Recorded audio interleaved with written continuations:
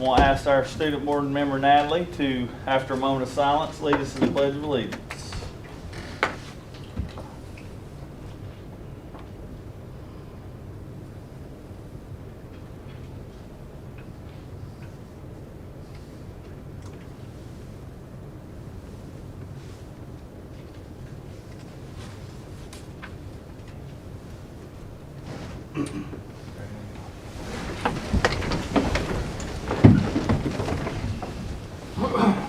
I pledge allegiance to the flag of the United States of America and to the republic for which it stands, one nation, under God, indivisible, with liberty and justice for all. Okay. Mr. Boyd, we appreciate you coming. We got an hour and a half, suppose. We got Natalie's gonna start off with a couple general questions, and then we'll go around the room. You know the drill. If there's anything you want to tell us about you, that'd be fine too. Right now? Sure, if you want. If I don't ask, everybody does it anyway, so. Appreciate that. Feel free. Flexibility. Well, I just want to take the opportunity and especially start out with a thank you to the community, to the board, Mr. Riddle for being such a good tour guide and support throughout the day, and all of the principals, the district staff, the teachers that I was able to interact with and get introduced to, and have a chance to answer their questions. So, great process. That certainly took a lot of teamwork. Thank you to Jennifer for all her coordination and support, not just to me, but I know she also is very obviously supports many, and I appreciate that. Just quickly, it's my 26th year in education and a Tennessee educator. We did. I began as a teacher. I was an early administrator, a young principal. That my career took me in a direction based on the support of my family, my wife, and my family, to be a superintendent. After playing many roles in the school system in which I graduated. I was not from there. My family moved there when I was 13. So, like most places, especially in Tennessee and in other rural areas, if you're not born there, you're not from there, even though I was there multiple decades. But I was well accepted, and certainly I'm a product of that community, even though I didn't go there until I was 13. It was a privilege to serve that community. But I served as principal, assistant principal, teacher, assistant principal, principal. Also, then I went into a district role with leading strategic planning. I had a chance to serve as a district technology director, the district director for technology. I ended up as assistant superintendent for teaching and learning that helped support teachers and principals in implementation of good, effective instruction and resources. And then I was blessed to become the superintendent in 2012 as I was appointed by the board after the superintendent that was my mentor went to the State Department. And then currently I serve as an assistant principal at the State Department after leaving in January of 2020. So in February of 2020, I began serving at the State Department. Currently I'm an assistant commissioner for both the academic side of the division that focuses on academic support across the state, and then also the actual operations of districts that includes transportation, safety, school nutrition, coordinated school health, and school nurses. So that's a mouthful, and I'm sorry about that. But more importantly, I'm married to a teacher. I've said this each group I've met with. I started with that married to a teacher. We have 3 children that are all adults. So, together we've raised 3 children. But, as we all know, that any of you that have children, you continue to do that throughout their life, which is how it's meant to be. One day we'll call on a favor from them to take care of us, and hopefully they'll respond. We certainly are at a point in our career, both of us are career educators, as I mentioned, and I'm just glad to have this opportunity. This opportunity to serve in Washington County is certainly a jewel in the state of Tennessee. You all are certainly have a culture of supporting education. You love your children, and every community does. But I think there's a particular strong focus on giving students an opportunity for future success.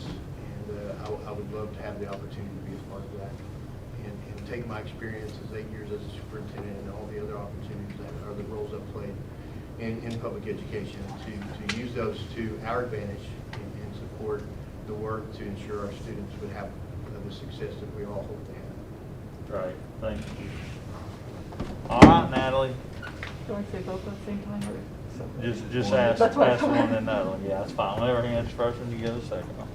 What would you do to maintain a positive climate in schools?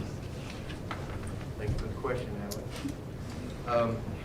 You know, it's really about being supportive, present, clear.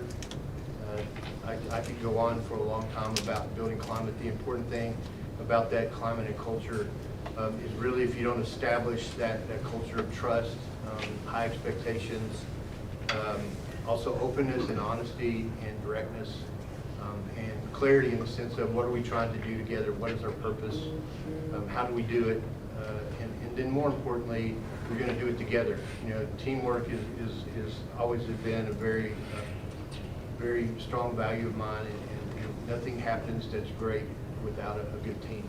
Individuals might initiate, but it doesn't get finished without a good team. So to set a climate, it's really about being open. It's establishing relationships and connecting with all those that you serve, and then defining together the expectations that we're all going to work by and for each other with. And who is our main audience that we serve? It is students. I'm very student focused in everything that I do as far as decision making, planning, and actions. And the climate should be that our focus, number one focus, are the needs of the students. And then very close to that, it's always about how are we supporting our teachers, which work with our students every day.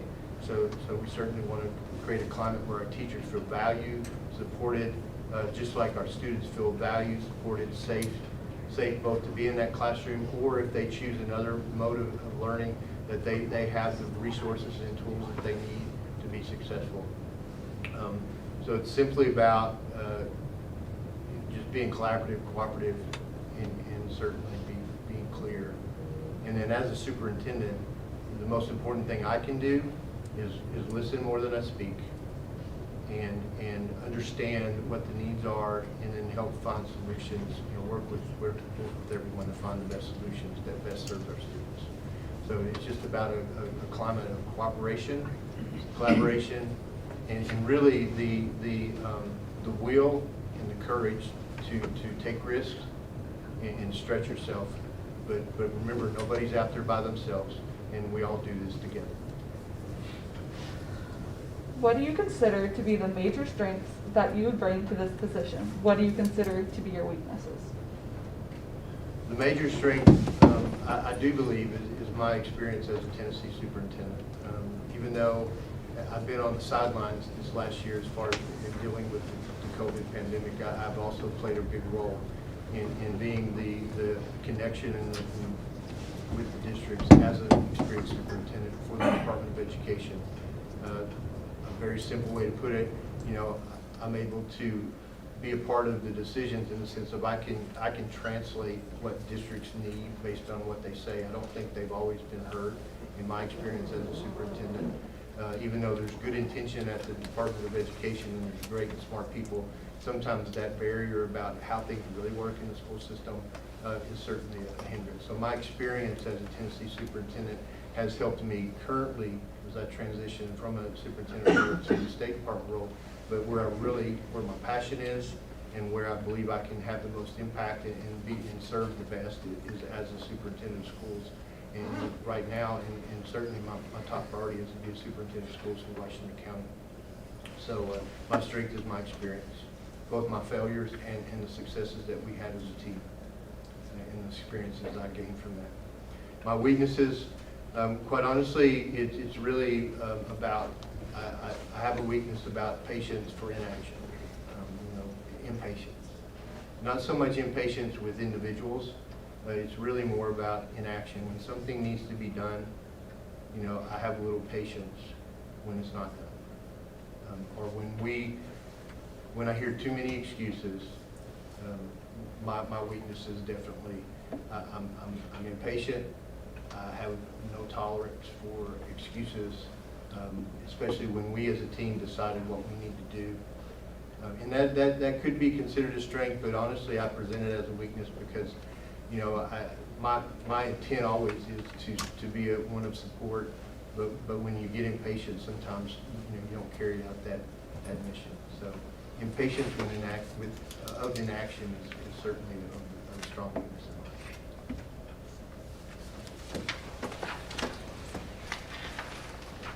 So I have the next set of questions, so I have 3.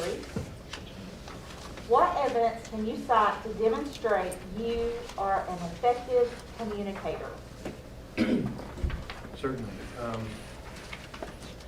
And please forgive me, I'm going to lean on my experience as a superintendent. I mean, I certainly could spend time sharing how I was developed, how I was shaped by teachers and mentor principals and others and strong board members to focus on what we always saw as a barrier, and that was communication. And that's where a lot of failures were.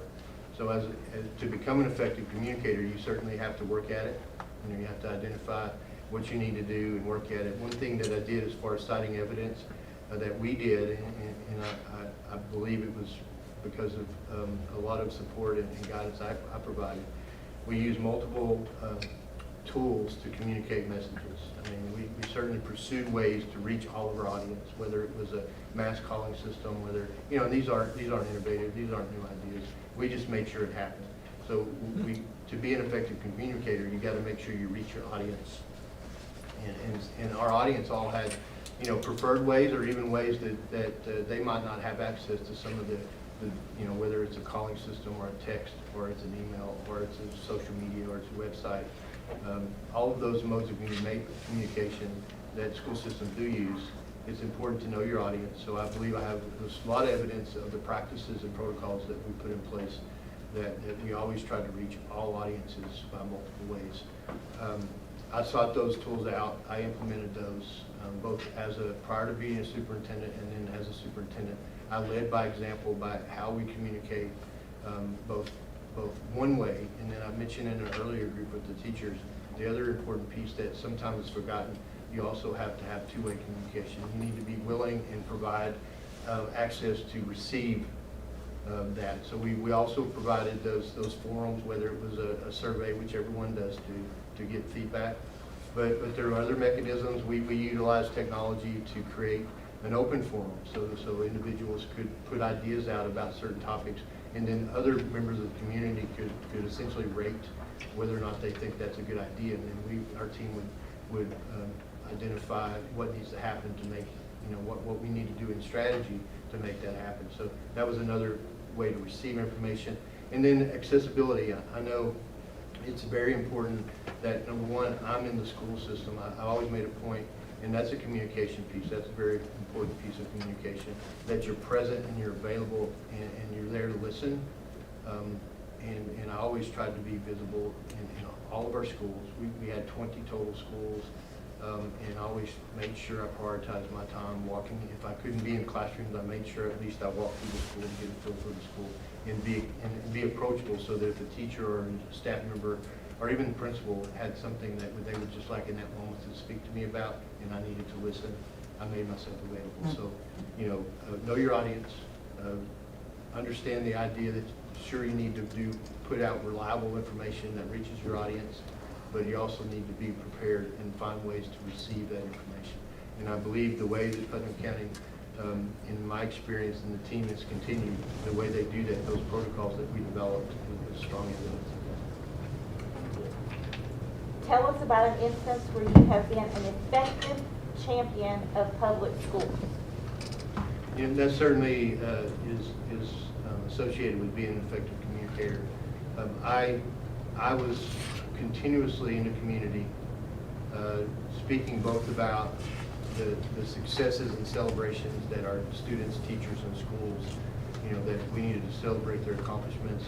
So speaking at nonprofits, community organizations, I was constantly involved in other regional development, economic development, education development teams and committees, statewide committees. But every time that I had an opportunity to speak. I wanted to highlight the school system, make sure I give credit's due and the accomplishments of the students and the teachers, and then also make sure that I advocate challenging curriculum, that you can't just put them in a situation where they're challenged.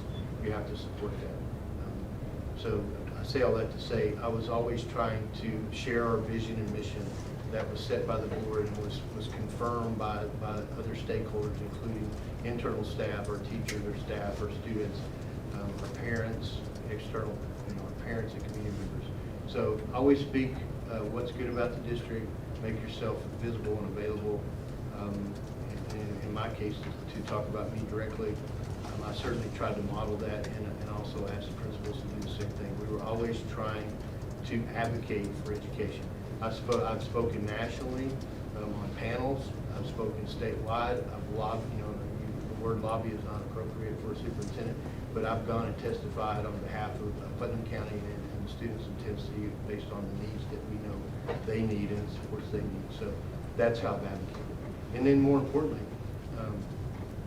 I've advocated just in the community. I mean, you get approached a lot, and in the community, whether it's a grocery store, restaurant, just outside somewhere in the park, and I don't see that as a burden.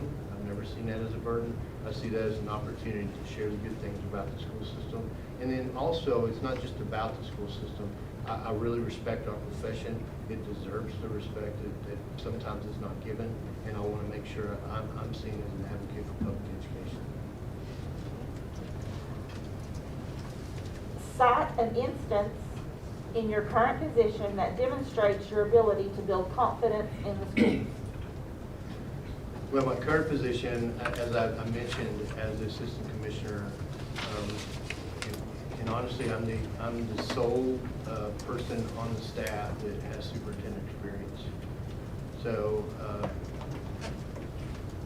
I guess I engage with the commissioner and all of the chiefs and all the teams that are executing the plans that have been, laid out by the governor and by the legislature to help, make sure we provide the support we need.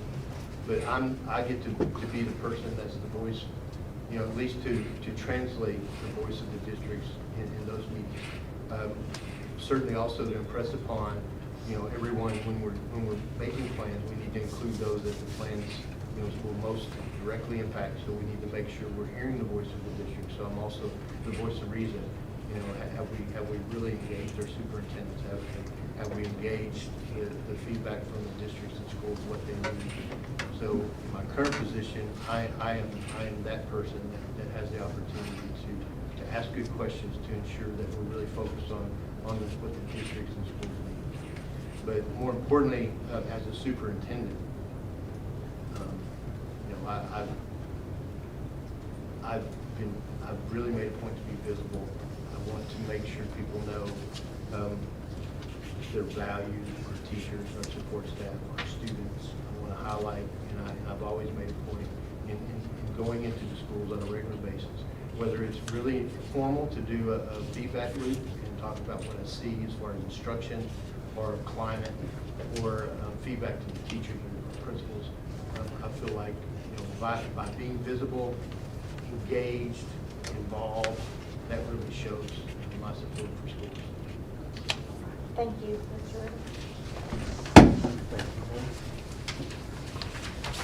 Ritter. Could you think of a problem that was brought to you recently?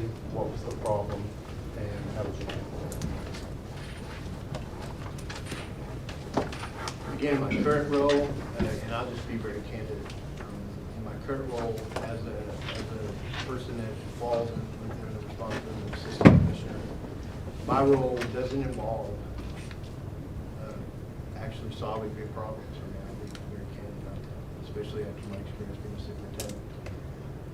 My role now is to execute solutions, support the teams that I support, to make sure that when decisions made, that we serve the districts in the best way possible from the State Department, at least the teams I directly involved in. Now, as a superintendent, problems are daily, and big problems, thankfully, have not typically been daily. But one problem that we did work on, and it was was a long process. Even though earlier I said my weakness was patience with an action, if I see that there's a step, there's a plan, even though the action's not immediate, I do have patience. You kind of understand the process. So I say all that to emphasize one problem we had was identified as something nationally about teachers spending money out of their pockets.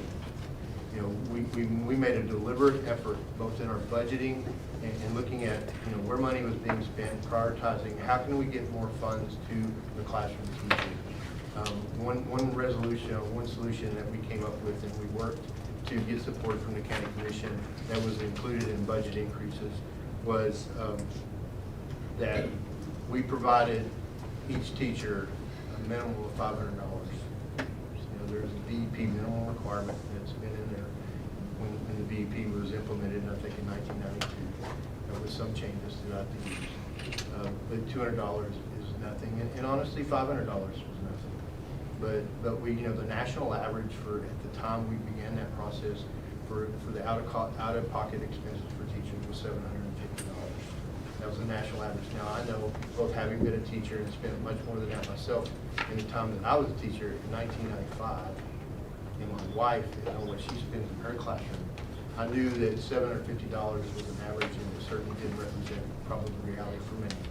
But as a commitment to offset that cost, in addition to trying to raise salaries for teachers and also improve benefits for teachers and our other staff, we implemented that classroom instructional fund that was with every teacher, so they all had a minimum of $500 that they had discretion to spend on the needs of their students.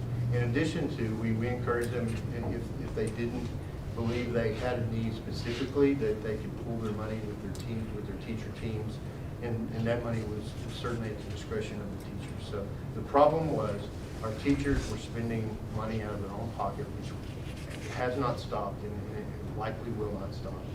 But we wanted to make sure that we prioritized that support, and we implemented, you know, the process of getting support, you know, number one from the board, and they were, no pun intended, but on board and supportive. They understood, they heard, you know, and they certainly wanted to do something about it. So working with the CFO, we certainly identified a way to do it without it being an impact to our budget, but we knew we were going to continue to increase to that $500 limit. So we started gradually, we did incrementally.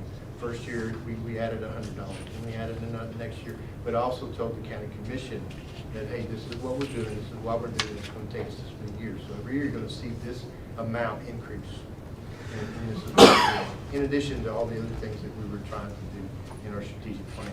But the point, going back to your question, we certainly could not stand by and continue to let our teachers feel that they needed to spend money out of their pocket. And we had other ways, so we also took on the responsibility as a district, which it happens in many districts. It didn't happen in the district I was in at the time. We made sure they had all the other essentials. You need Clorox wipes, you got them. You need Kleenex, you got them. We also saw the issue of our teachers were spending money out of their pocket. And then we saw the list of what we were asking our parents to spend out of their pocket. So, it was a combined effort, but the original problem was our teachers are spending too much money out of their own pocket. And we want to make sure that we address that.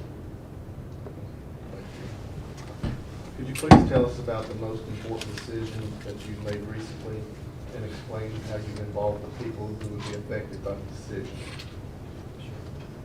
And I don't want to be a broken record, but I'm thankful I work on some very talented, smart, very focused, passionate teams from the level of the state. And we encounter problems all the time, and everything's done in the team. But at the district, we always did things as a team. I'm really being overly repetitive, but team. Collaboration. So any problem, that's just how I'm wired. It's how I was wired as a principal and on up through the superintendent and the culture. Going back to Natalie's question about climate, collaboration is a key. About including people in the discussion and the solutions. So you always involve those that are going to be impacted. And very transparently, you sometimes don't do a good job. So you certainly reflect. But one example is, and this may even be something that addresses another question. As we were implementing some significant changes in instruction, curriculum instruction, mainly around instructional materials, and then also practices in how we teach reading. And we started about 5 years ago in Putnam County, significantly changing the way that we teach reading in our elementary classrooms. We intentionally identified our trailblazers, our teacher leaders, and involved them in the process completely as we did the change process. They were involved in crafting, why are we doing this? Why do we need to do this? How are we going to do this? And what is the end result, and how teachers are going to be involved, and how are they going to be supported? We had to have their voice. So just basically involving those that are going to be most impacted. You always have to have them at the table when you're trying to seek solutions. It's not perfect, and you always, unfortunately, it seems like somebody gets left out. I've always felt like it's more important to have them into the discussion on the front end than trying to make sure on the back end explain why they want to go the solution. Thank you.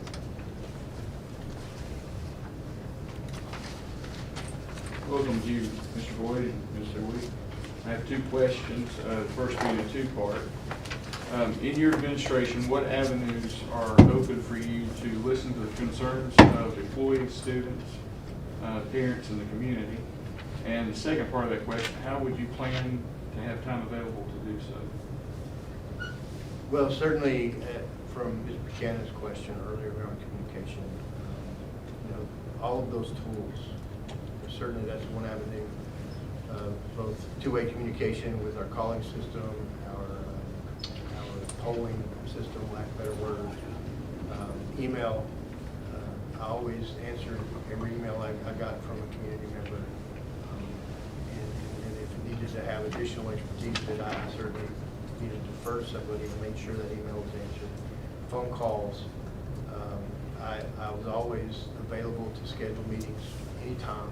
I mean, I've met people after hours, community members, teachers, principal. I mean, anybody that had a concern, I've made myself available. I also mentioned that just being accessible in front of them, being present in front of them in their schools is also another important factor in that process.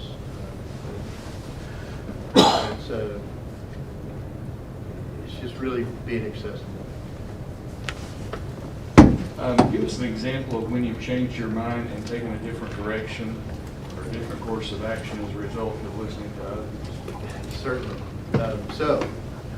I did a very general and very slim example about implementation of curricular materials and instructional changes at the elementary level around reading. We did a much better job with our elementary teachers involving them.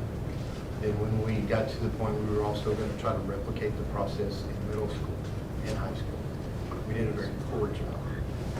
So we as a district leadership team had developed a plan, and we implemented that plan.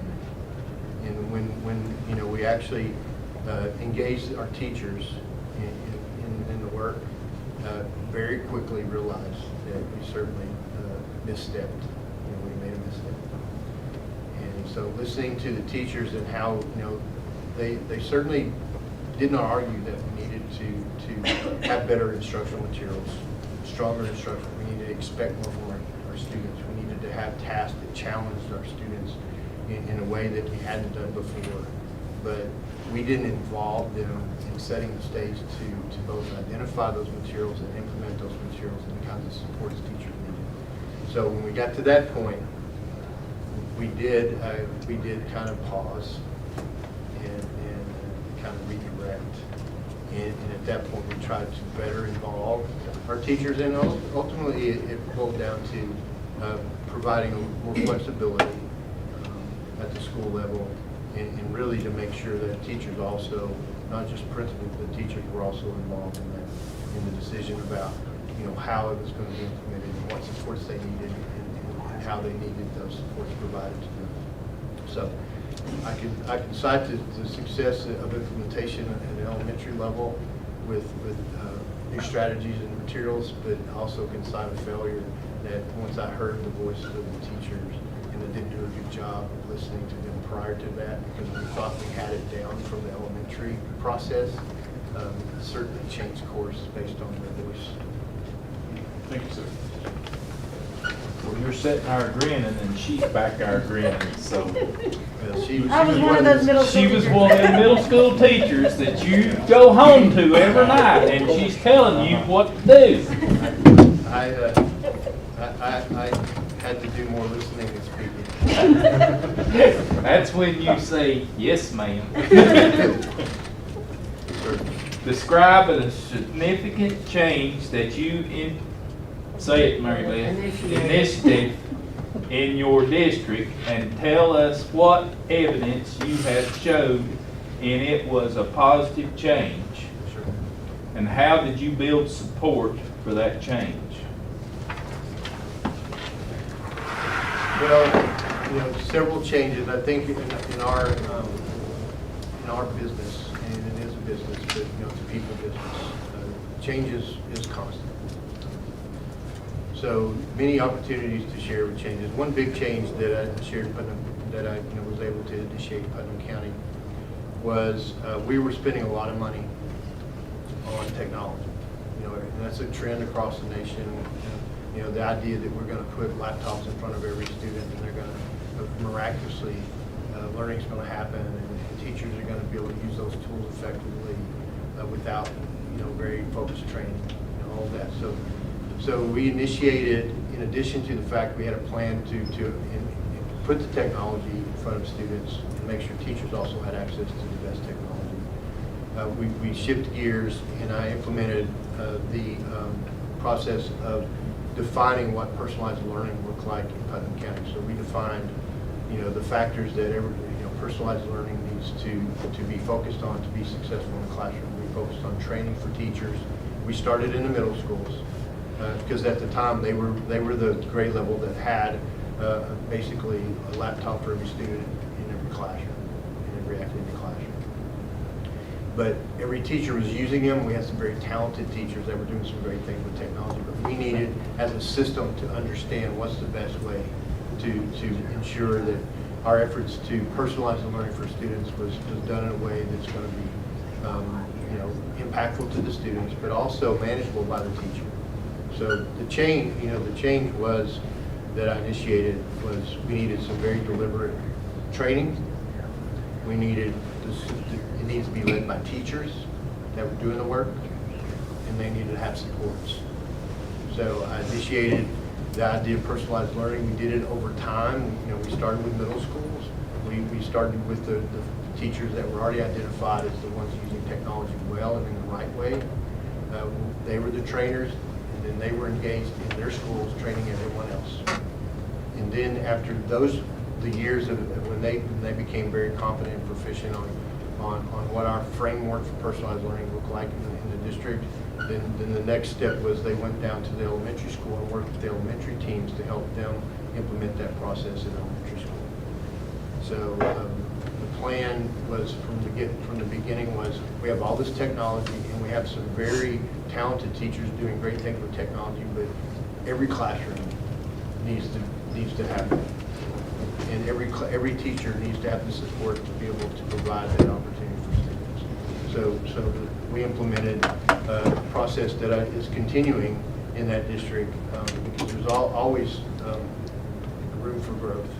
So they're continuing to develop and strengthen what the idea of personalized learning is. And it's not just sitting in front of a computer. And actually, we really wanted to get rid of that idea. Technology was just a tool. Personalized learning is about how do you meet students where they are to make sure they get to where we need them to be, and there's the best way to do it, and we wanted to make sure our teachers had the support to do it that way. Thank you. How do you keep up with the research and incentive that may drive change? Like most people that are in education, especially in a leadership position, various journals. I've always been someone that pursued learning. If I hear of an idea, before I even talk about it with anyone else, I want to have a good grasp about, is it really what people say it is? So you do a lot of your own research. That's the reading portion of it as far as researching and listening. Research also involves being in classrooms and seeing the great things that teachers are doing, and then talking to building principals about their ideas. So that's my own professional learning. So locally, that's very important to me to be engaged and to both listen and also ask good questions that might stretch individuals. But reading journals, certainly a constant flow of emails and subscriptions I have to a lot of organizations focused on quality education and innovative education practices and future practices. I've presented nationally on various topics from technology to literacy, early literacy implementation, or reading, sounds first reading, the importance of that, high quality instructional materials. So that's a way to grow myself as well, because I get as much out of it as anybody really should be standing up and talking to them about the topic. And then I'm constantly also. So I work closely with local government officials. That's my own growth. And so how can I better serve the community? It's not just about me as an educator growing and being familiar with all of the edu jargon out there and all the research and all the outcomes that people claim and by the data and the research. It's also knowing what the community that I serve needs and people, the ideas that people have and how I can best connect and support their ideas. So that's also my professional growth. Thank you. All right. Describe how you've led a school or system in creating a vision, building support to accomplish that vision. Certainly as a school principal, that's something that my first opportunity as a principal. I was involved in school improvement process as a teacher and an assistant principal, but when you step into that leadership role in the building, to actually establish the vision through a collaborative effort of your team, identify the priorities, and then take action. That formula is very similar to everything I've done after being a high school principal, whether I was technology director, trying to change the culture of how we serve schools in the technology department, or how we serve schools from an assistant superintendent.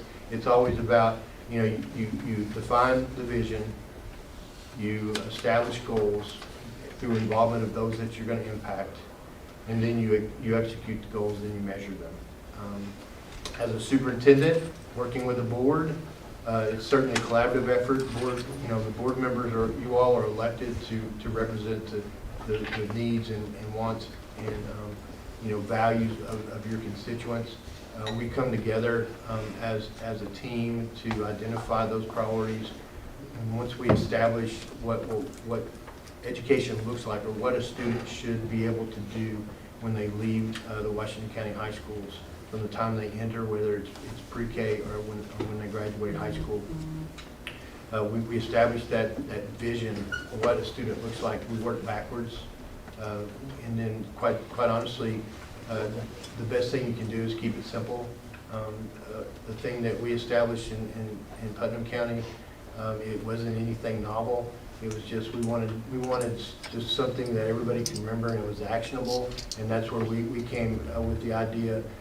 I introduced the idea, we worked it out, I vetted it with the leadership team and stakeholders about engage, inspire, and achieve.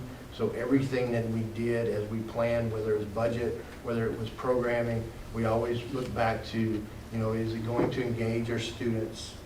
Have we engaged the right people in making decisions about this decision? And when we make this decision, is it going to inspire people to do and be their best? And then achievement is just the measure. You set goals and you monitor those goals. So working collaboratively with the board, you set your what you want to achieve, you put the steps in place, you identify the best steps, and then you work the plan. You don't work it blindly. You continually monitor. You continually ask how it's going. You continually talk to people. That's where it's very important for a superintendent to be engaged in the schools, listening to the teachers, seeing what's being said in the community by the parents and the community members, so to know if you're truly having success with the goals that you have set, and are they hitting the targets that you also have set. So how I've seen that success is when you do that and you include people and you continually revisit it, people can buy into that idea that yes, this is what we do, this is how we do it, and then you make sure you're consistent in your message and you reinforce it, and you reinforce it, and you reinforce it. How have you used planning and goal setting to improve your school system? Just to extend from the previous comments, you know, this was tough in every district in the state of Tennessee right now. We rely heavily on you know, assessment data, and so we have used assessment data for years, of course, and so has Washington County and every other district in Tennessee and beyond. But in Tennessee, we've had the challenge of some you know, some graciously called hiccups in our assessments. So the data has not been completely reliable. So we had to come up with other ways to really measure our successes. And honestly, by establishing goals, it goes back to listening. You ask people, you know, it's more of a customer service ear. This is what we're trying to do. Are we making you know, progress towards those goals? So, you know, developing a plan with the board, making sure the plan is clear with everyone that's going to be impacted, and also that's responsible for making sure it happens, is a continuous process of communication and checking. The thing about the measurable piece, it's been difficult for schools and districts. We've had some, you know, some data that just has not been useful if you're really interested in being serving kids and really pushing improvement. It's just not trusted from parents to educators to boards. So that piece is right now is a different conversation than it might have been 10 years ago. But you identify your targets, you support the work in the sense of you make sure your teachers and your principals have what they need through budgeting. It's not just about laying out a plan and having a list of strategies and a timeline. It's also ensuring that everything's coming together as far as the support's there, and the support also includes community members like decision makers that are on the county commission, that they understand the plan as well. And then you monitor. And then something that every teacher that's been to any formal training and they apply it regularly, you adjust. You monitor and adjust. You monitor and adjust. You communicate back if there are changes that need to be made. You always start with a why, and you certainly, again, as I've said multiple times, you certainly do make every effort to include those that are being impacted by the plan and any changes to the plan.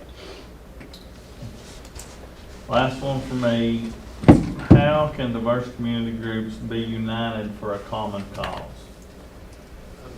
You know, diverse community groups. You know, in my experience, has been, you know, it's not just racial, it's economic, it's socioeconomic, it's certain communities. We had 4 municipalities that we served, and they all had some different values. So diversity was also, it was just about their own experiences and what they see are what they need for their children and within their own community.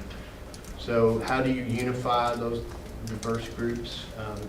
You know, the most important thing you do is you ensure and you intentionally provide opportunities for them to share their concerns and their thoughts, and you make sure that their voice is heard and that they understand it's valued and that they're part of the solution. So it doesn't matter if it's, for example, to be specific about, say, a diversity in race. I was a part of a group of men that started an organization that focused on supporting African American males in Putnam County to really, just to mentor and support them. That grew into all underrepresented groups in Putnam County. We had a larger minority group of Hispanic families that we serve, and so they also included a focus on that. So I worked very directly and served as an ambassador for that group to ensure that their voice was heard in a very respectful way, not just through the school system, but in the community, just to make sure that we're meeting the needs of those diverse groups. So when they feel like they're valued and they're part of the community and that they can be engaged in finding solutions that would be beneficial, not just to the group that they're focused on, but everyone, I think that's the important step that you have to take, is giving them a voice and making sure that they know they're heard. Now, being heard doesn't mean that every decision is something that is the way that they want it. It's just important to know that they've had a seat at the table and that they've been heard and they've had an opportunity to have an impact on what actions are being taken. Thank you.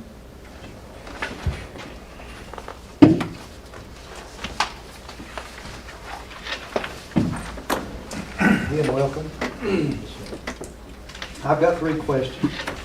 The first one is explain how you would develop a school system budget and tell us who you would involve and how you would involve them.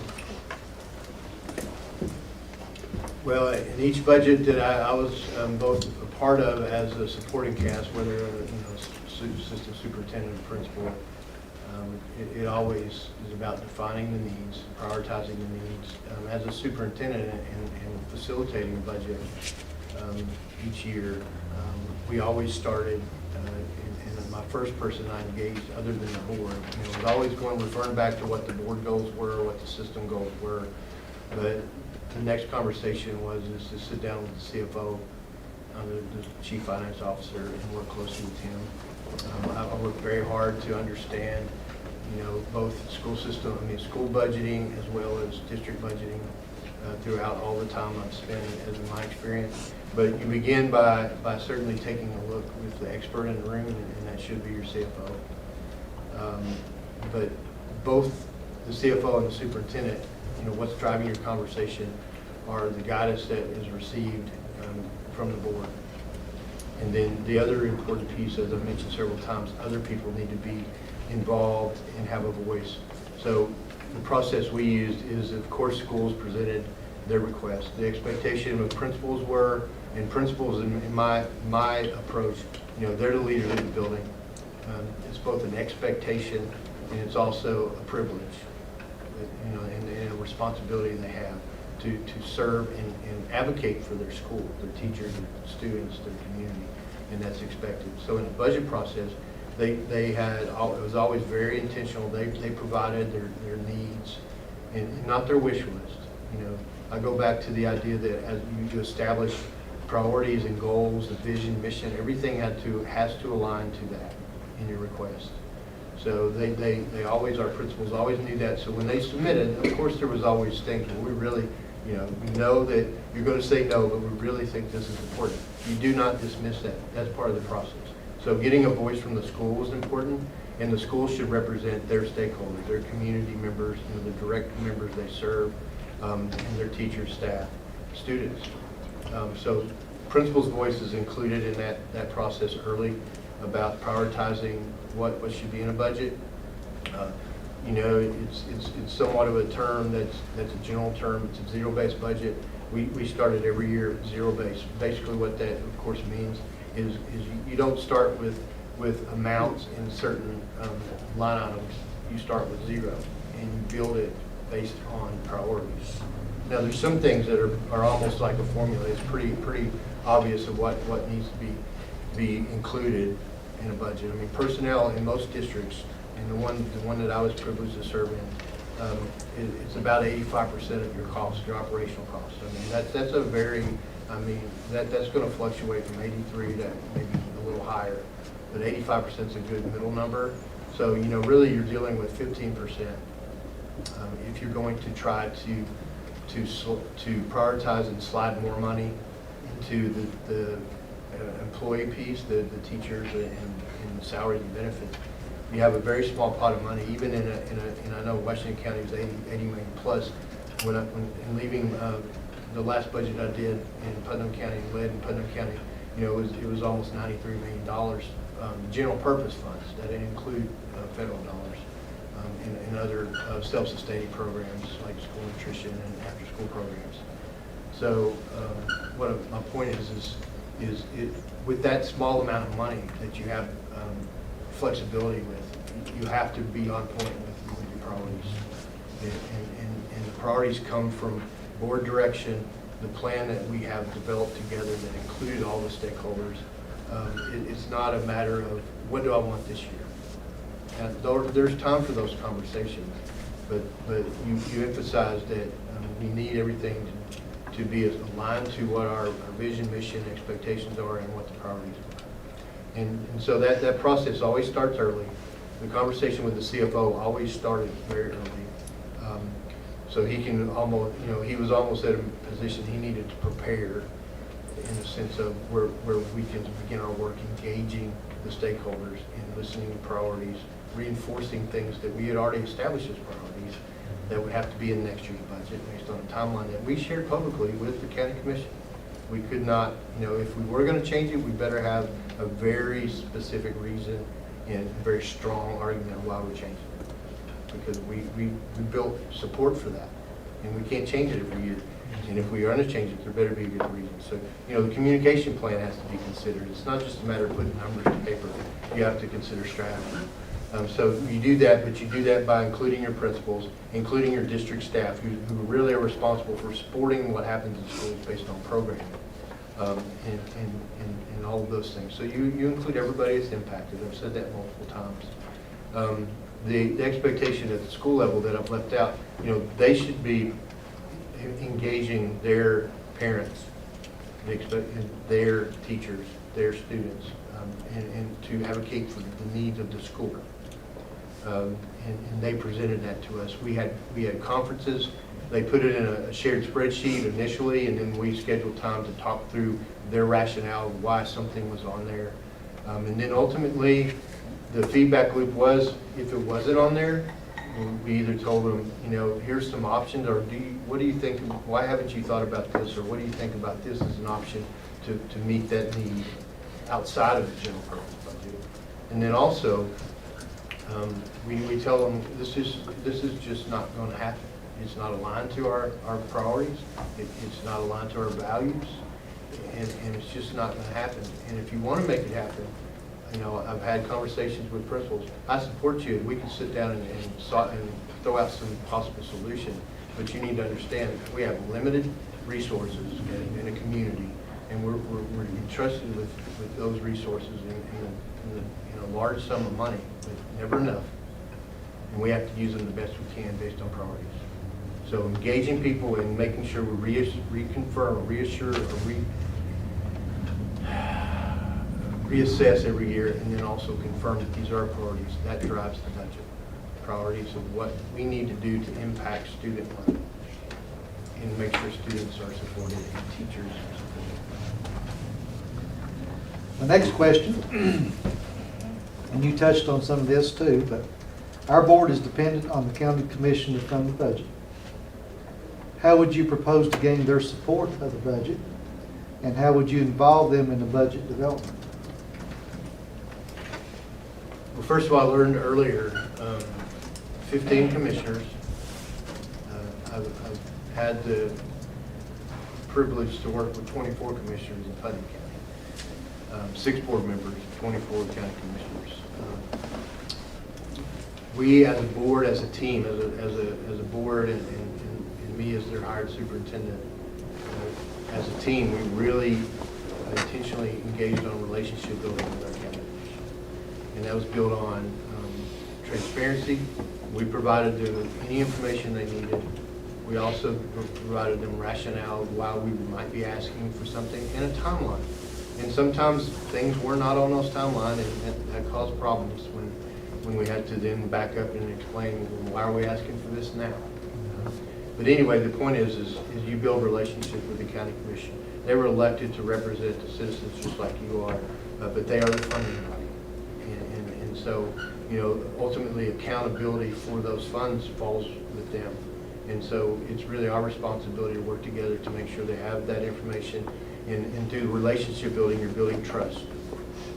So that you can have really difficult conversations, but know that everyone's working for the same goal, and that's to provide, an education is probably the best education for every student in our community, and to provide, basically the best foundation for quality of life in our community.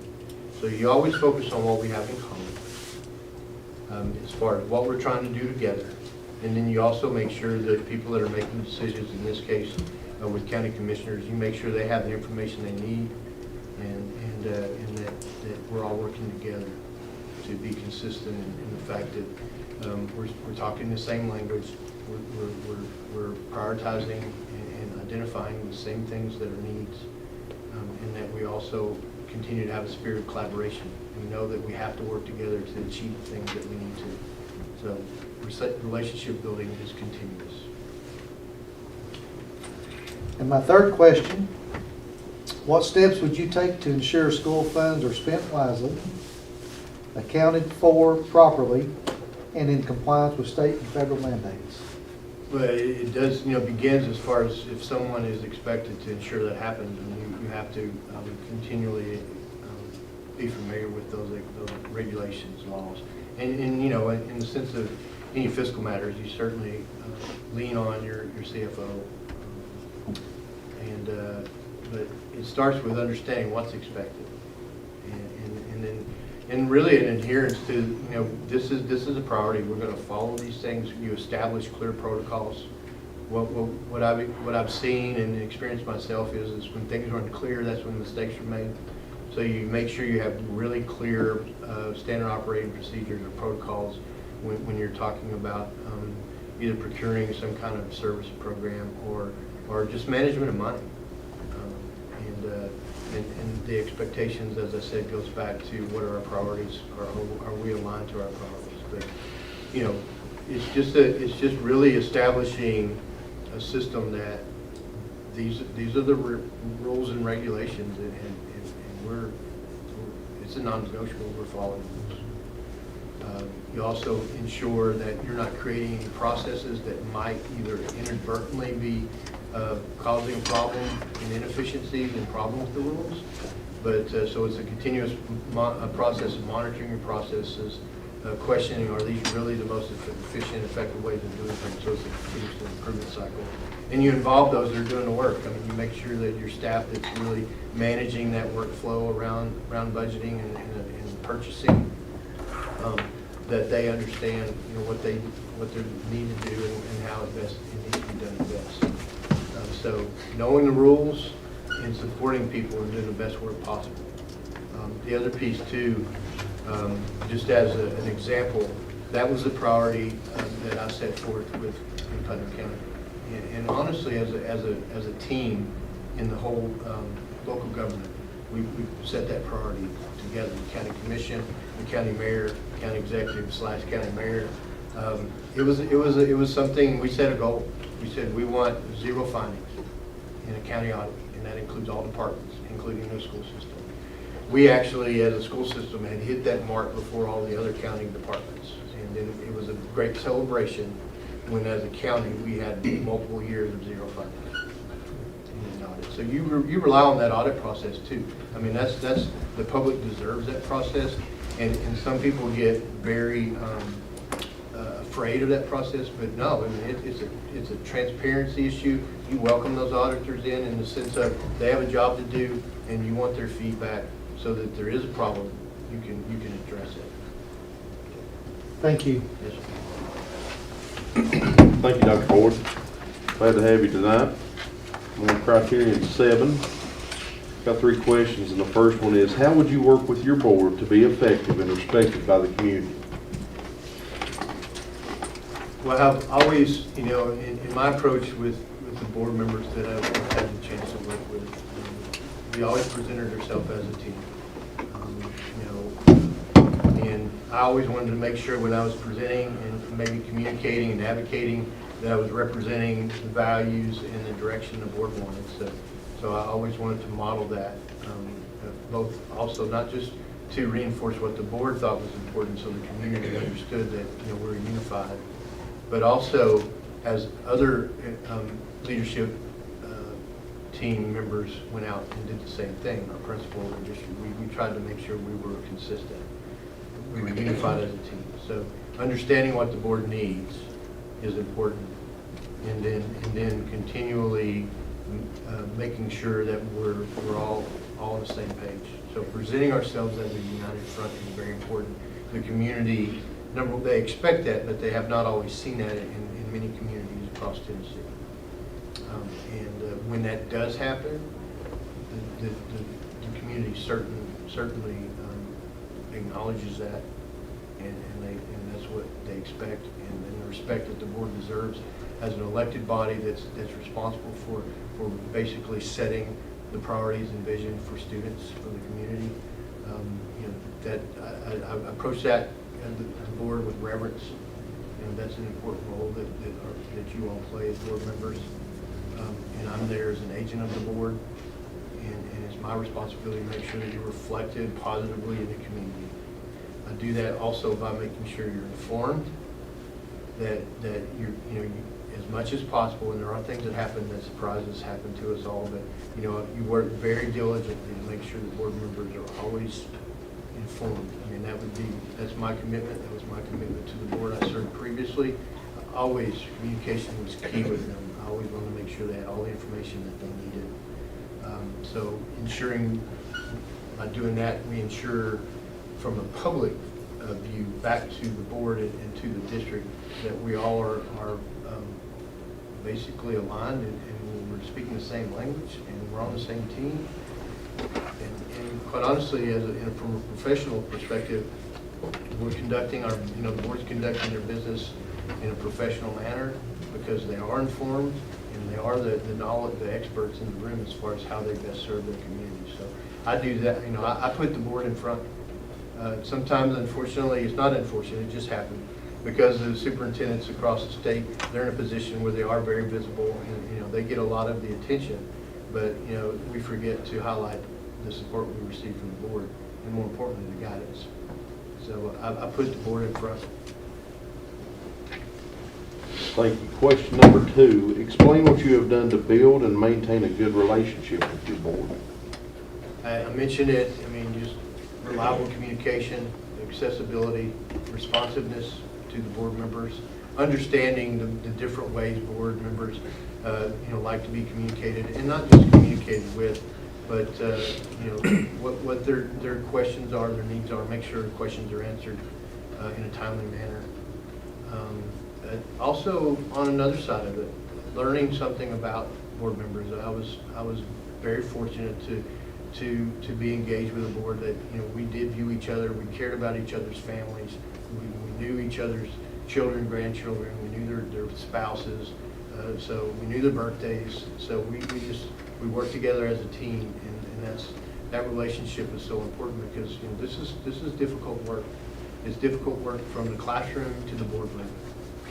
And when you build those support systems in place, that's where you are really most likely to be successful. So maintaining relationships with board members is really a matter of listening, communicating in a way that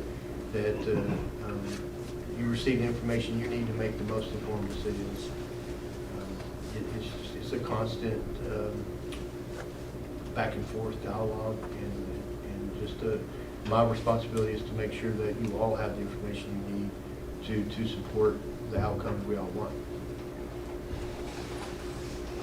Thank you. Question number 3, how do you communicate with board members between regular meetings? And there's no script that a superintendent organization hands you and says you need to do these things, but there are a lot of recommendations and best practices I found, and it was based on feedback from board. So you start with, what do you want as a board? I will tell you, I feel most responsible to at least provide the board with a weekly update.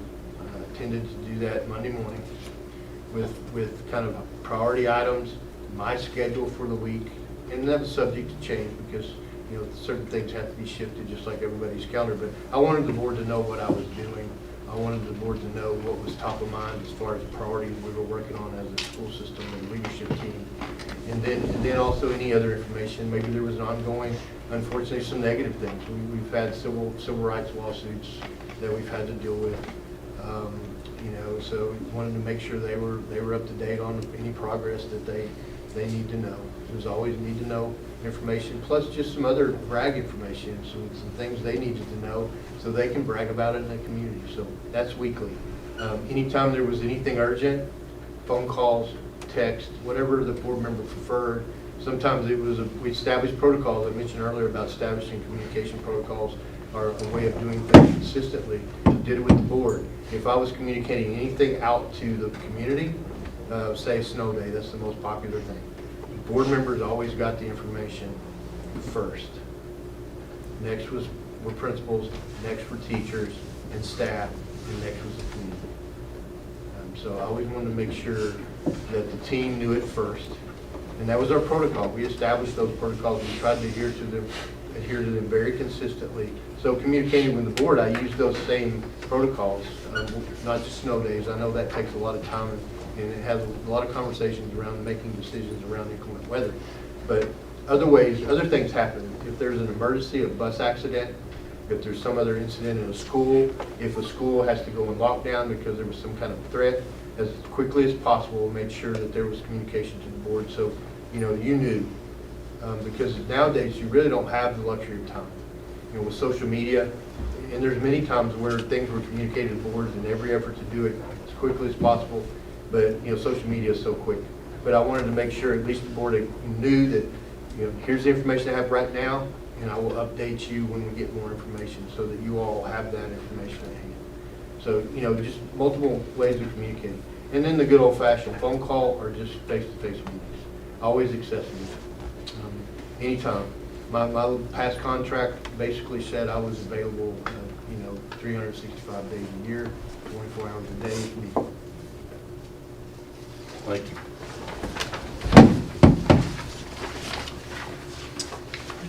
I'm going to move to criterion 8, and I will comment that what we just discussed is probably the most important criteria that you have, is your relationship with the board. But the second most important, in my opinion, is your ability to provide solid instructional leadership for our system. And so my first question is describe your experience in developing, implementing, and evaluating an instructional program in which it could include CTE that has improved educational outcomes for those students. Certainly. You know, it's just a degree, but my master's was in curriculum and instruction. It wasn't in leadership. And so I focused on that. So early on, I had a very strong affinity as a teacher and educator around, you know, what we put in front of students and how we do that and how we support the learning. So, you know, as a principal, I was always involved in not just evaluating teachers, but working to improve the instructional process that included the best resources that we could get to provide. And the evaluation piece was, again, both from the teacher voice, listening to how useful the curriculum was and the resources with it, and then also the outcomes that we saw from students. So monitoring the data from both the teacher created outcomes like classroom grades and tests to other outcomes that are kind of external, like TED and assessments. With the whole series of from competency tests to gateway tests to the TNRA and so on and so forth. But always important to pay attention to what the experts are doing and if they have the resources they need. So I'm sorry to ramble, but the specific example from a high school perspective, I was in a small rural high school. It was only, you know, at the time when I began being a principal, serving as a principal in that high school, it was a 7-8 school, and we had 830 kids. And after a building program and a decision to separate and create a 5-8, I took the 9-12 to the new facility. And we didn't have as many AP courses as we wanted. We were 500 high school students. We had one AP course, which was traditionally, in most cases, was AP calculus. So from a curricular perspective, I felt it was important to provide those opportunities to the students of that high school. Worked with the teachers, and over time, we went very quickly, in a matter of about 2 years, we went from one AP course to 7 AP courses. I secured grant funds to ensure that we had the resources and the training for the teachers, that we prepared students to be successful in those classes, and then we provided opportunities and enrolled kids in various AP courses that ranged from, AP science class, AP biology, AP, English. So the point is, in curriculum-wise, it's always been a mission of mine to make sure that we're providing a really rigorous, challenging curriculum that is also supported and teachers are supported in delivering that curriculum. From a next standpoint, another big example that's more recent, 5 years ago, prior to me going to the State Department, we made a decision to make a change in the way that we taught reading in Putnam County that included selection of better materials that really was not available as far as student adoption process and state adoption process. We looked at open source materials, but anyway, it was about putting the best quality materials in the hands of teachers and supporting and training them. So I led that implementation, and it began with getting support from the teachers, of course, but also preparing our district staff to support the work and our principals. So we went through a whole series of, I implemented training, I modeled it, I did walkthroughs with an instrument that gave the feedback that was needed. So there's your monitoring and feedback loop and evaluation of progress. But we implemented new curriculum. We trained our teachers in a way that was very driven by sounds first, the systematic phonics instruction in the early grades.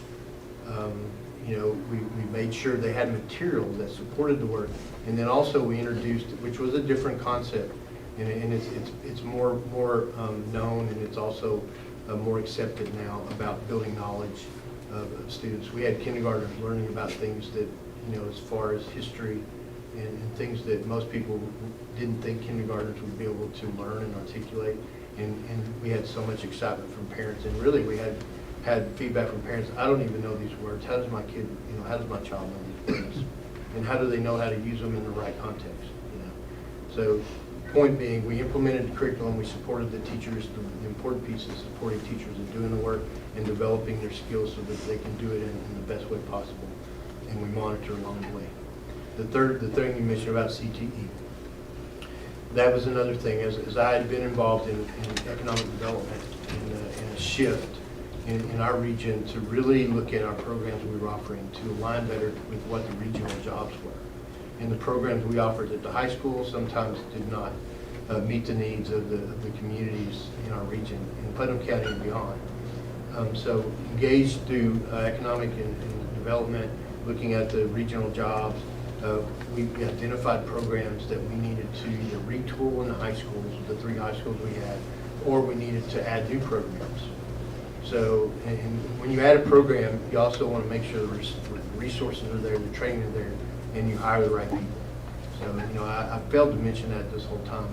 It doesn't matter about program, process, if you don't have the right people and if you don't support the people, then, all of those things are really a waste of effort. But going back to the CTE and implementing a program and also measuring and monitoring progress, we saw a need based on regional data. We needed to implement a stronger health science program for our students, because that's where the jobs were. IT. We had IT programs, but they weren't meeting the needs of the community. We also, advanced manufacturing and engineering was identified as a priority. So I partnered with the regional TCAT, Tennessee College of Applied Technology, which was actually in another county, but they served our area. And we secured funds. I provided space in the largest high school for a mechatronics lab, which is pneumatics, electronics, kind of an integrated approach about if someone's going on the line, they're going to program the line, they're going to maintenance the line, and so on and so forth, troubleshoot the line. So it's a really great program. We brought that into the high school through a partnership with TCAT. They provided the teacher because it was hard to find a qualified teacher, especially with the requirements that we have with the certifications of teachers. And really, it's an outdated practice in the sense of trying to meet the needs of programs like mechatronics. So we used the experts as far as the TCAT. They had the program, we provided the space, we introduced them, and we used their curriculum. We started with one class. Immediately the next semester, it exploded to a full all-day all-day sections all day. We also retooled the IT class. It was basically focused on networking and boxes and wires, which is important. But what the industry said is we need kids that can code programming. So we retooled that. We could not find a teacher that was qualified and that would be willing to come work for us. We partnered again with the TCAT. They provided the teacher, they provided the equipment and the curriculum that was really aligned to that industry certification, and we made space and let kids access it. Did the same thing in the smaller high schools. They didn't have a health science program that had a CNA industry certification opportunity. They didn't even have a health science program. We created space in a new high school that wasn't really designed for the space and made a health science program work there, both again partnering with TCAT. So that's really beyond curriculum, but it was about outcomes that we wanted and how we implemented and supported it. The measurement of success really was the number of industry certifications. So we had more kids getting the CNA certification, the mechatronics certification. We had kids that were in line to the Siemens certification, and we had kids in line to when they left high school, and just with a little more education, they could walk into some of the regional manufacturing plants making $50,000 to $60,000 straight out of high school with the skills that they developed. It's again about providing those high quality resources and opportunities for kids and making sure you use all partnerships to make it happen. Okay, thanks. Tell us, you may have touched on some of these, but the next question is tell us about 3 curricular or instructional improvements that occurred as a result of your leadership, and what evidence do you have that they were improvements?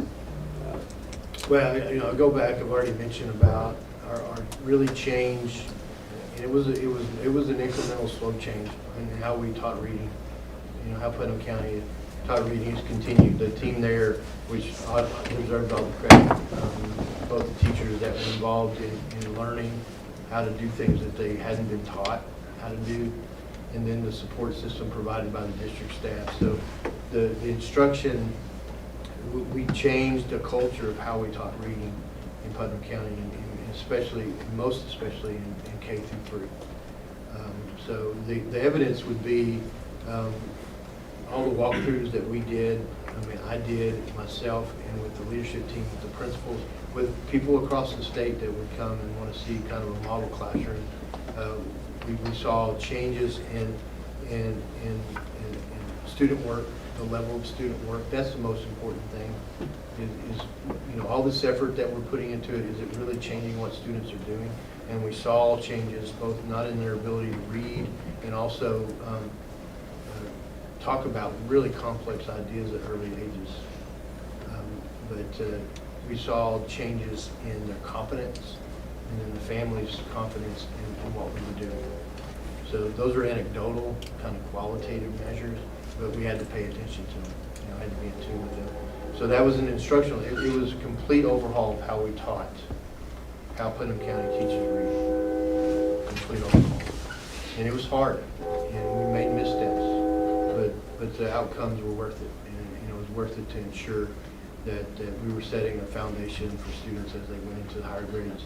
We certainly might not meet the mark, the goal that we set, that all students are reading on grade level by the time they completed 3rd grade.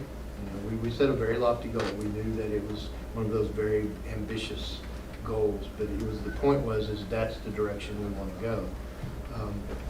And by setting this new process, and more importantly supporting teachers and something that they really hadn't done on a very regular basis, was key.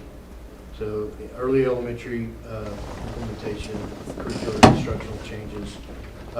Middle school, I mentioned earlier about the process of, we had bought a lot of technology, and then we deliberately tried to create a framework that was what we identified as a personalized learning. And we supported teachers in learning how to execute those components of personalized learning to support learning using technology, but more importantly, to providing students voice and choice in what they did in the classroom. And so teachers can manage and support them. So the instructional change was using powerful partners. We used an outside partner to train our teacher trainers and support them through the process. And then we relied on our experts, our teachers, to then continue to maintain and sustain the idea that we're changing instruction. We're not just putting technology in front of students in the middle schools. We're actually making it a tool that they can access and have multiple ways to learn in the way that they need to, but still reach the goals that we set that we knew were important for middle school students in ELA and math and so on. So that's that. And then the third one I just mentioned, instructional change. I go back to the industrial certification and the addition of those programs, but it's not so much an instructional change, it's more of a student opportunity change. We opened up the opportunities for students to engage in internships and work-based learning opportunities. I mean, that's framed and the guidelines are there, but we train teachers on the importance of that, even though it wasn't directly involved in their instructional, in the instruction of their classrooms. They understood that what we're trying to do is get these students ready for college and career after high school.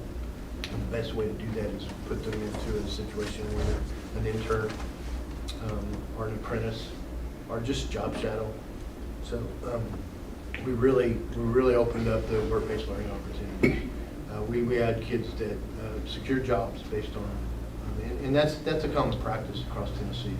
That's work that we all been working on for years now in the school districts.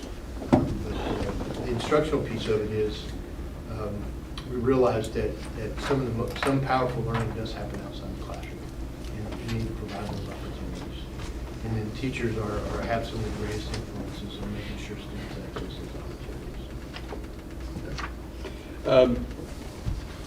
opportunities. The last question that I have, and you've kind of touched on some of it, so I won't give you the opportunity to add anything else that you might want to add. But just tell us about your level of expertise in elementary curriculum and instruction, and describe where you gained that expertise, and then the same thing for your secondary.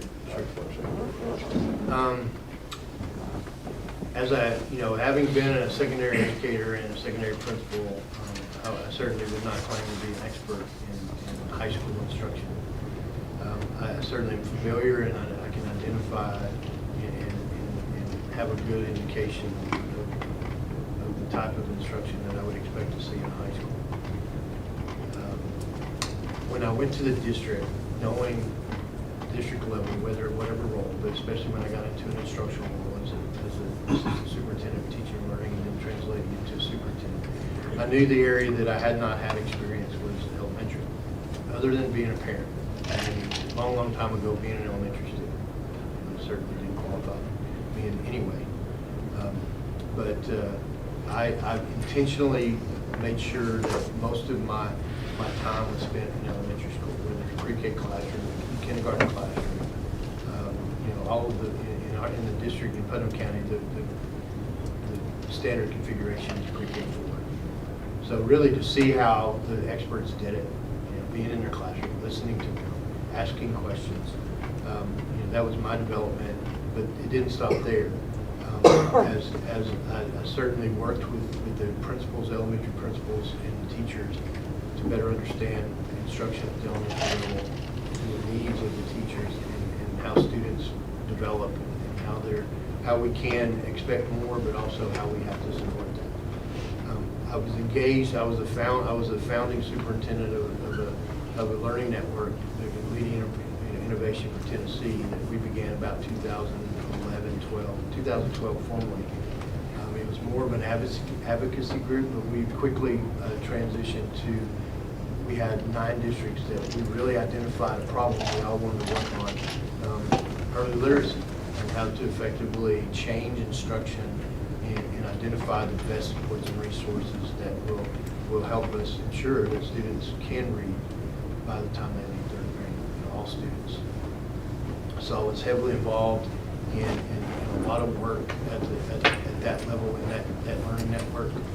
We brought in national experts that didn't just come in and give us a PowerPoint and show us the research. Then we worked with our staff, our leadership staff, our principals, our district staff, our teachers that were kind of the trailblazers in the new work in early literacy to train them on what it should look like. At the same time, they're learning, I'm learning. Learning about what it should look like in elementary school, especially in literacy instruction, early literacy, foundational schools. So we had the support of some powerful, I use the word powerful partners a minute ago. That's something I tend to say because, your partnerships, you intentionally seek out partners that are going to help you be better. And so in working with all of those other districts that had the same concerns, they did it in their own way in the district, but we all had similar goals, and we were all leveraging the strengths of the national partner. We also went to each other's districts. We did walkthroughs just to see their progress and their feedback. But I say all that to say, my expertise was based on working with the elementary teachers, but also the support of the national partner and also the partnership and collaboration with other districts.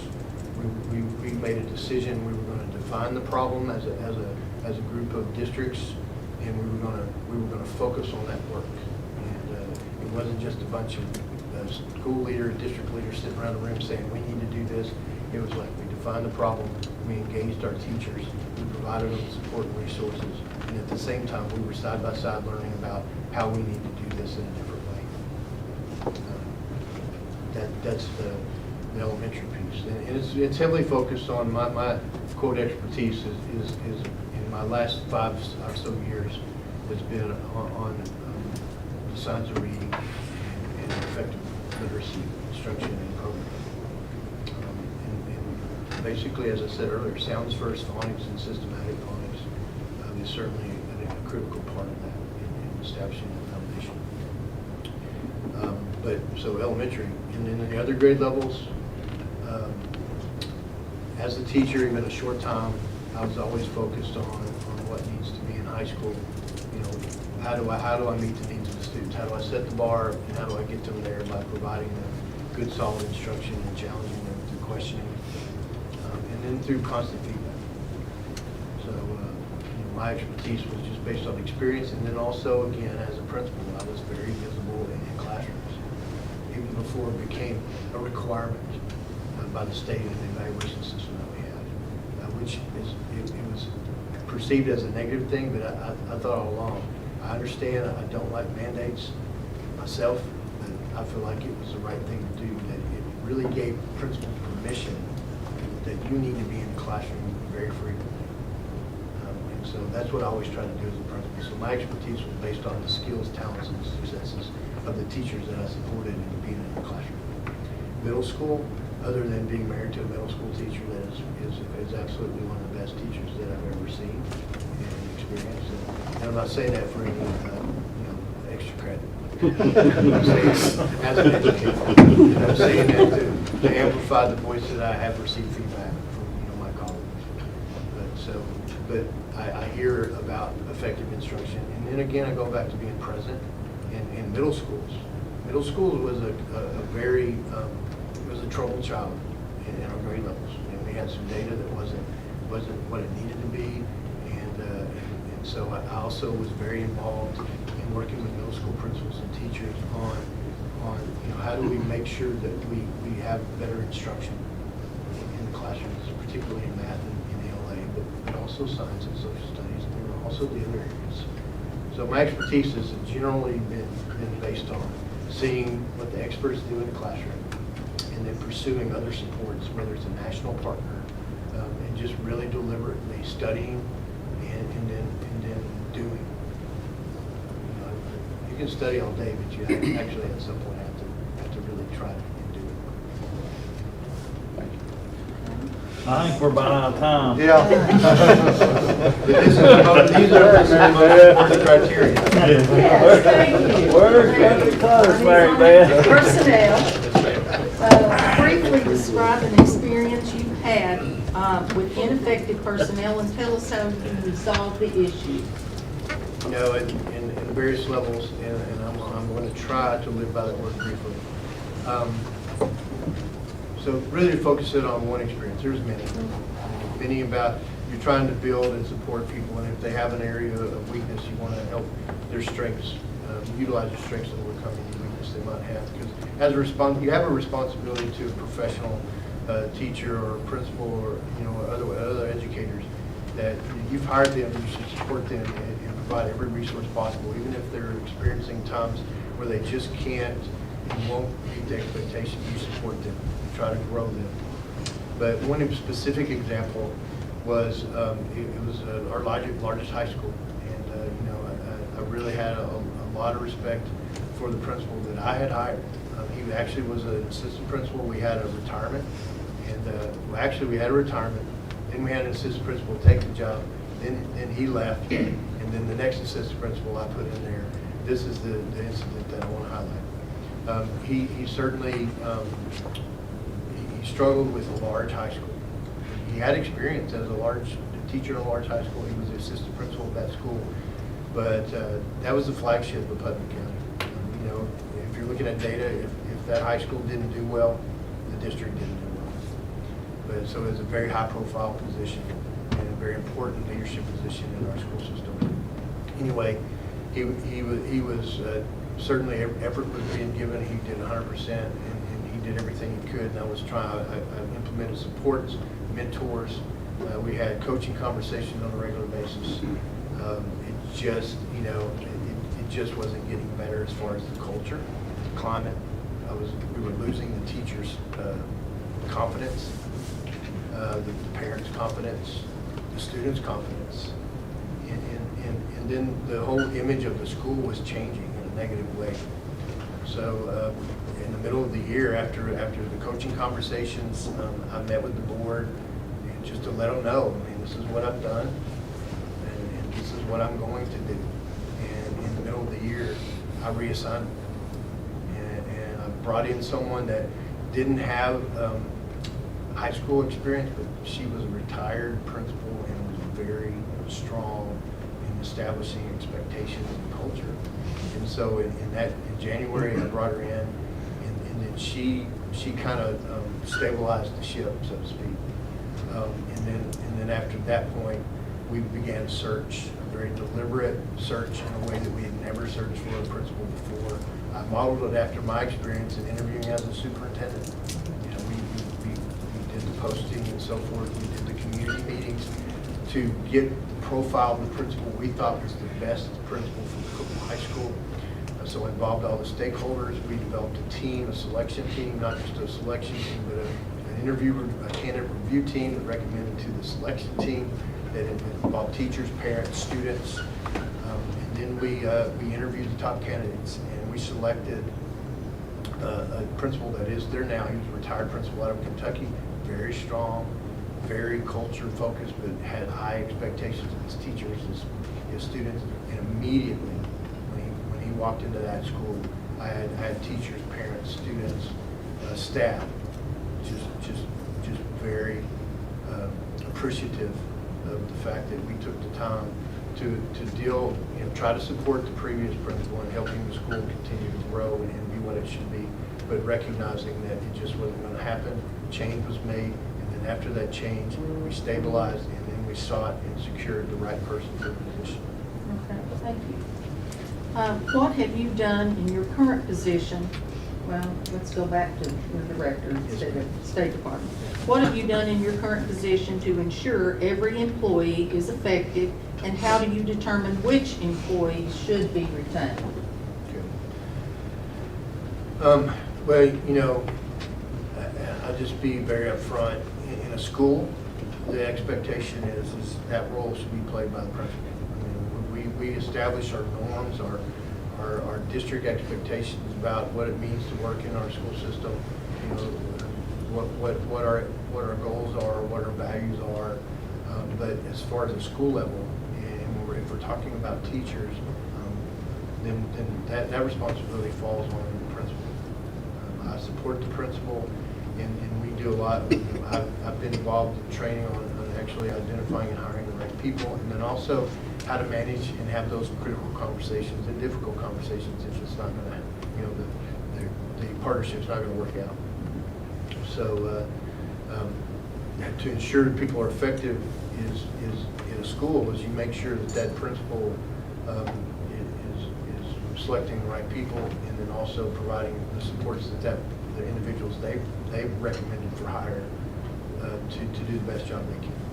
Of course, we can go on a conversation about the evaluation system and making sure we follow that with fidelity, and make sure that it's not a hammer, that it's a coaching tool, and that it's intended to be growth, and teachers deserve regular feedback and an opportunity to grow that way through good critical feedback and positive reinforcement. But I go back to, in a school, you really expect and set your principal up to make those decisions and support that process. As a superintendent, I just mentioned that example that was essentially a difficult situation that could be looked at as a failure, but then ended up being, I think, a huge success with finding the right principal. As a superintendent, one of my top priorities was making sure that I hired the best principals. So in this case, about holding them accountable, or an effective person, and making sure that they're effective. I mean, you certainly hire people, and you hire people that are qualified and experienced, and that they have a skill set that you think is going to serve those schools, the community best. But I'm there to support, coach, provide them with opportunities to grow, and give them resources, have those coaching conversations, have those basically critical conversations, be very direct, and establish that relationship so that they can be successful. But also know if they're not, it's not an environment where it's a threatening environment. It's just like, it's too important. Number one, I don't need you as a principal to fail. And number two, if you fail, there's many others that do as well. So if you're successful, everyone else has the opportunity to be successful. So making sure people are effective. You provide them with the best support. You continually provide them with feedback, and have the courage to provide them with negative feedback. But when you provide them with negative feedback, you together work on a solution about how they can improve. And then ultimately, unfortunately, there are times where it's just not going to work, and you have to have that courage to have those conversations. And you do it in a very humane, very professional, very empathetic way. That this is it's just not going to work out, and we're going to have to go a different direction and find someone that might be a better fit.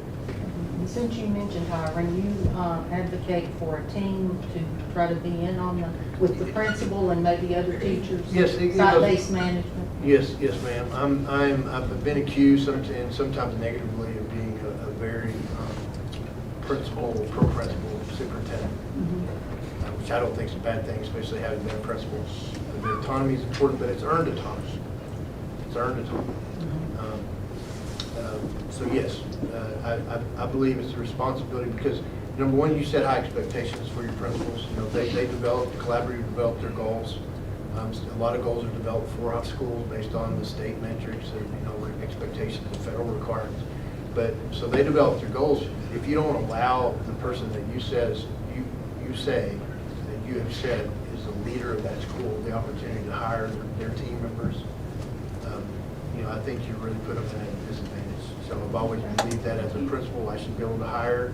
But I do have to correct the principals, and it's a very loving way. You're recommending hiring. It's ultimately the responsibility of the superintendent to both hire and terminate all employees in the school system. That's true. Okay, thank you. How would you make your faculty or staff a team? Excuse me. Certainly it goes back to some conversations we've had around clear vision, clear expectations, but involving our team, whether it's the district staff, involving them in the decisions, making sure that they understand their voice and expertise and opinions valued, that they are expected, but also they certainly are always invited to be involved in the conversation. They also are a valuable member of the team across the whole district, whether you're a classroom teacher, whether you're a support staff member, you may be a school secretary, you may be a cafeteria line worker.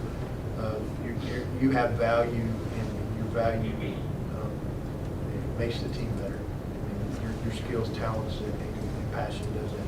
So just recognizing the individuals, identifying what makes us a team. You know, a team is not just a bunch of people that like each other. The team is an effective team are people that certainly value each other. They value each other enough to tell each other, be open and honest, but they also are working towards common goals. So reinforcing what our purpose is, how we're going to get there, and including them in developing that idea. Okay, thank you. Is that it? All right, Beth, you did good tonight. She did get that one little extra question. Yeah, man. Thank you so much for coming. Yes, sir. Thank you. Appreciate it. Thank you all. Appreciate the opportunity. Thank you all. Meeting adjourned. That one was just for you, Steve. I know, I thank you.